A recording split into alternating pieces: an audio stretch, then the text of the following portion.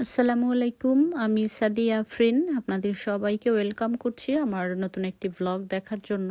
আশা করছি আপনারা ভালো আছেন। তো আমি আজকে সকাল থেকে শুরু করেছি। সকালে বাসায় টুকটাক কাজ ছিল, এগুলো গুছিয়ে নিচ্ছি। আমার শনিবারে মেহমান আসবে, আর এটা ছিল আমার শুক্রবারের ব্লগ। শুক্রবারে আমাদের একটা দাওয়াত ছিল, এই জন্য টুকটাক কাজ আগেই করে রেখে যাচ্ছি। টুকটাক গুছিয়ে একটু পরিষ্কার পরিচ্ছন্ন করে, তো আজকে যেহেতু রান্নাও করতে হবে না, তো এগুলো গুছিয়ে আজকে বিকেলে দাওয়াত খেতে যাব।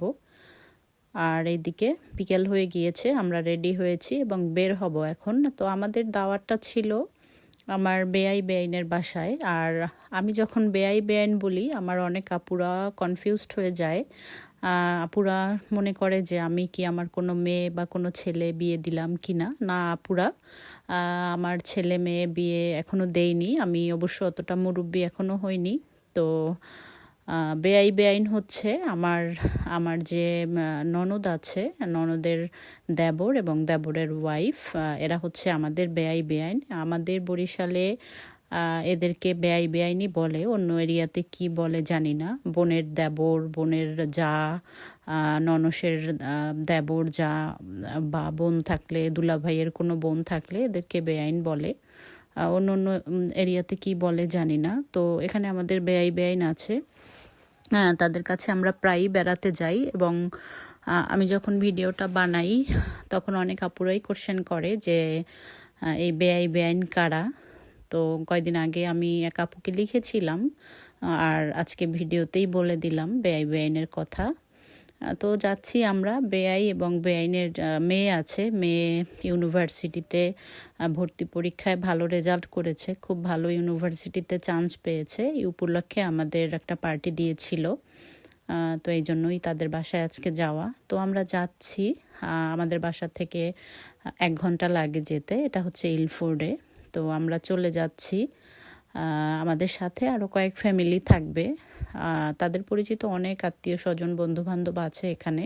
তো সবাইকে তো একসাথে খাওয়ানো সম্ভব না, সবাই এক টাইমে ফ্রিও থাকে না। তো যাদের যাদের মিলিয়েছে এরকম করে আমাদের সাথে 6 ফ্যামিলি দাওয়াত দিয়েছে তারা। তো আমরা যাচ্ছি, আমার হাজব্যান্ড গাড়ি পার্কিং করে আমরা বাসার দিকে যাচ্ছি। তো এই তো চলে এসেছি তাদের বাসায়। এটা ছিল বিকেলের টাইমেই এসেছি আমরা, আমাদের ডিনারে দাওয়াত ছিল। তো তো আমরা প্রথমে লিফটে উঠে গিয়েছি, এরপর তাদের বাসায় যাব। আর বাসার মধ্যে ঢুকে দেখি খাবারের খুব সুন্দর সুন্দর ঘ্রাণ আসছিল। এখানে বেআইন চিকেন প্যাটিস বানিয়েছে, দেখে খুব ভালো লাগছিল, একেবারে মনে হচ্ছিল বাইরের কেনা, এবং খেতেও প্রচণ্ড মজা হয়েছিল। তো আমরা প্রথমে এসে চিকেন প্যাটিস এবং সাথে চা বিস্কিট এগুলো দিয়ে বিকালের স্ন্যাক্সটা সেরে নিলাম। আর আমাদের সাথে আরও টুকটাক মেহমান যারা ছিল অনেকেই চলে এসেছে, আর কেউ আস্তে আস্তে আসছে। তো আমরা সবাই মিলে খাওয়া দাওয়া করছি, আর প্যাটিসটা দেখতেও অসম্ভব সুন্দর হয়েছিল। আর এইদিকে আমি একটু বারান্দায় গিয়ে একটু দেখলাম, বেআইনের অনেক গাছ আছে এখানে। আমি অবশ্য বেআইনকে ভাবি বলেই ডাকি, তো ভাবির অনেক গাছ আছে এখানে। গাছগুলো একটু দেখে নিলাম। আর এইদিকে রাতের খাবারের টাইম হয়ে গিয়েছে, তো কোথাও গেলে আসলে ওইভাবে ভিডিও করা হয় না। গল্প করতে করতে কখন যে 10টা 10:30 বেজে গিয়েছে। তো আমার হাজবেন্ড এবং ভাইরা যারা ছিলেন তারা প্রথমে খেয়েছেন, তখন আর আমার ভিডিও করা হয়নি। এরপর বাচ্চারা যখন খেলো তখন আমি একটু ভিডিও করে নিলাম। বিরিয়ানি বানিয়েছিল, তান্দুরি চিকেন, কাবাব এবং ভর্তা ছিল, সাথে সালাদ ছিল। খুবই মজার হয়েছিল বিরিয়ানিটা। ঘরের মধ্যে ঢুকেই আসলে বিরিয়ানির একটা ঘ্রাণ পেয়েছি, আর আমি যেহেতু বিরিয়ানি খুব পছন্দ করি, এই জন্য আমার খুব পছন্দ হয়েছিল বিরিয়ানিটা খেয়ে, এবং বাচ্চারাও মজা পেয়েছে। তো যাই হোক, এই তো বাচ্চারা সবাই খাচ্ছে, আর এদিকে আমরা সবাই মিলে গল্প করছি, ঘন্টার পর ঘন্টা বসে গল্প করছিলাম সবাই মিলে। খুব ভালো লেগেছে আসলে।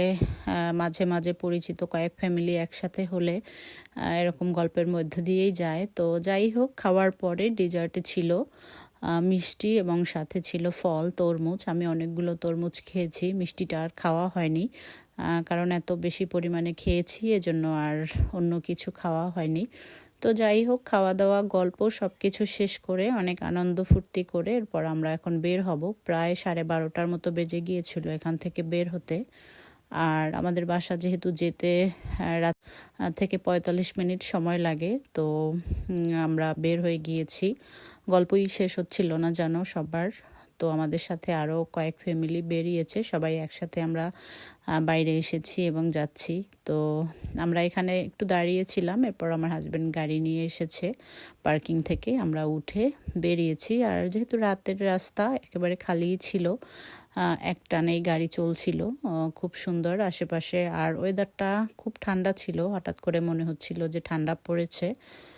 তো বৃষ্টি ছিল, বাতাস বৃষ্টি, এজন্য ঠান্ডাটাও একটু বেড়েছিল। যাই হোক, এই তো আমরা বাসার কাছাকাছি চলে এসেছি। বাসার সামনে এসে দেখি প্রচণ্ড বাতাস হচ্ছিল, গাছগুলো বাতাসে উঠছিল। আর 1টা বেজে গিয়েছিল রাত।